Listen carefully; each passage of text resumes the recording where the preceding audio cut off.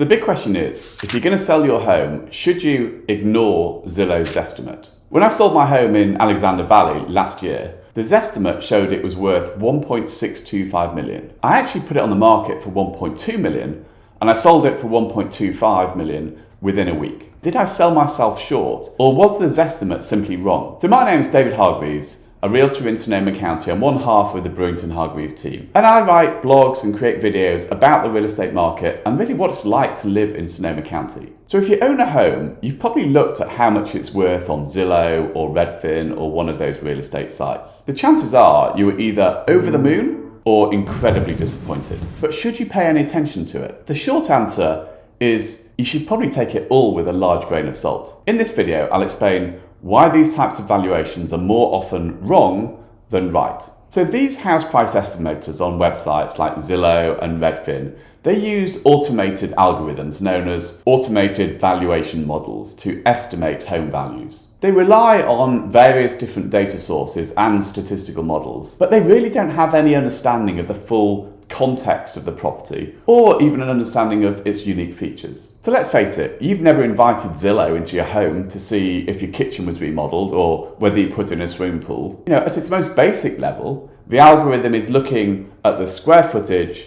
and making an estimate based on the neighbouring homes, regardless of the condition of your home. Secondly, even the different valuation models, they don't even agree with each other. So let me give you an example. So we just listed a home in Occidental, 7001 Bohemian Highway, for $749,000. Prior to us putting on the market, the seller called me having seen a Redfin estimate of $816,000. She was concerned we were putting it on too low. So I explained why I felt the Redfin estimate was just too high a price to put it on the market. But I also highlighted the fact that the Zillow estimated its value at $673,000. So not even the algorithms agreed with each other. I mean, the irony in this particular case is that actually the average of both of these estimates actually were $744,000, which was, to be honest, very close to our list price of $749,000. I mean, that's obviously a complete fluke.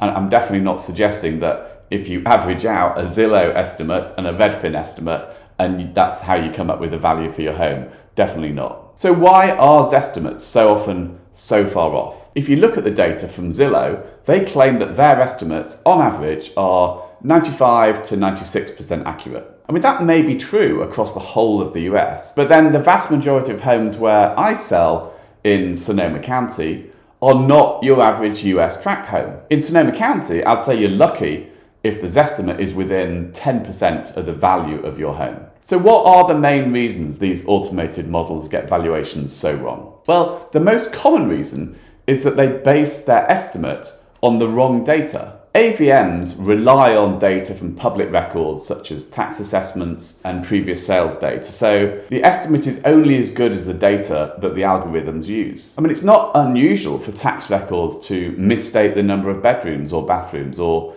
even not have the correct square footage for the property. This is particularly true where there's been a recent improvement in either adding square footage to the home or if there's additional living space that isn't permitted living space, but it still adds overall value to the property. These inaccuracies can lead to very misleading home values. The second reason I would say they're often not right is because of home improvements. This is one of the biggest areas where the AVMs fall down because unless there is recent sales data to support an increased valuation, two homes that are identical in every way, except for the fact that one has been recently remodeled and the other is in original condition, they will be valued the same, despite that one has been improved by hundreds of thousands of dollars. For example, the home that I currently live in, I bought 3 years ago for $850,000 and spent a few $100,000 remodeling it. If I look at Zillow, it shows it has an estimated value of $1.291 million. However, not only is this valuation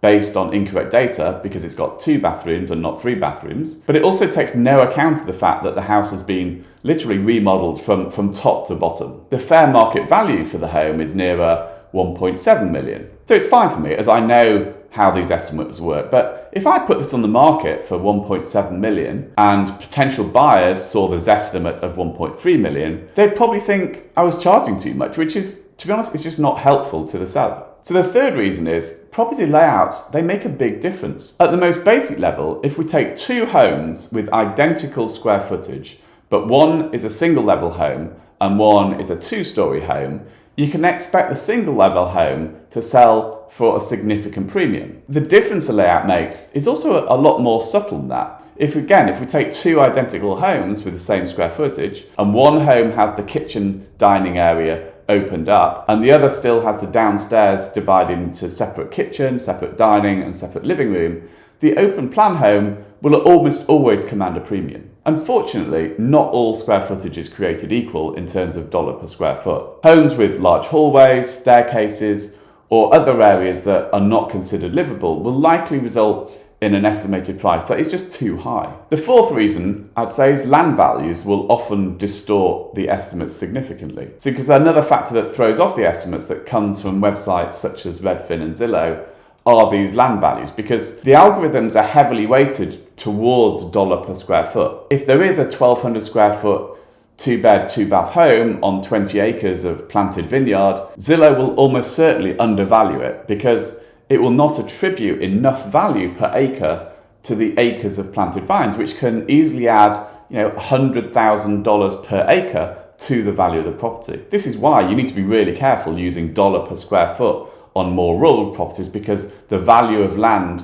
creates an exaggerated dollar per square foot. The fifth factor is hyperlocal neighborhood pricing factors. In many markets, there's a huge price sensitivity difference based on some very specific roads. Two identical properties can be on adjacent roads, but have different values if one home is on the wrong side of the gentrification line, for example. Another good example is the difference in price between a lakefront home and an identical property that is not on the lakefront. For example, we sold 9352 Lakewood Drive recently, which is in Windsor's Lakewood development. And this property sold for 1.6 million. And this property was a perfect example of getting a huge premium for the lake setting on one of the best 3 lots in the community. At best, Zillow would probably have valued this closer to the 1.25 million level because it would just not take into account it was on the lake, which added a 23% premium to the overall price. And that's just not something that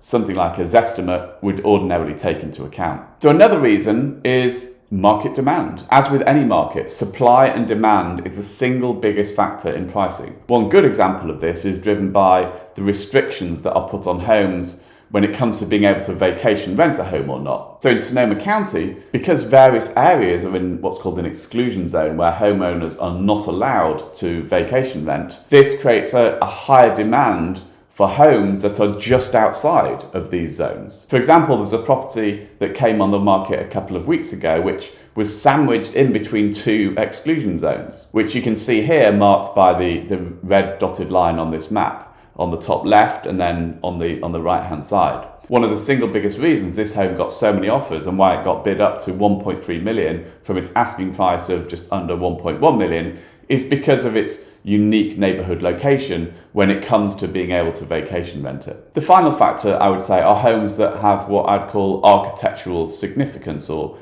architectural features or styles. If we take 2 newly built homes that are identical on paper in size and amenities, and one is super modern, architecturally significant, built from steel and glass, designed by a known architect, and the other is a new home built in a Tuscan style, the home with the modern aesthetic will be worth significantly more every time. The modern aesthetic just appeals to that many more people, so will always command a significant premium. If you are looking to sell your home and you've looked at what Redfin or Zillow says, then definitely don't expect it to be right. You might have the type of home where the AVM gives exactly the same answer to the realtor, but that's pretty unlikely to happen. The best thing you can do is give me a call and I can tell you what it's really worth. You may even be pleasantly surprised. So if you enjoyed this video, please hit like and subscribe.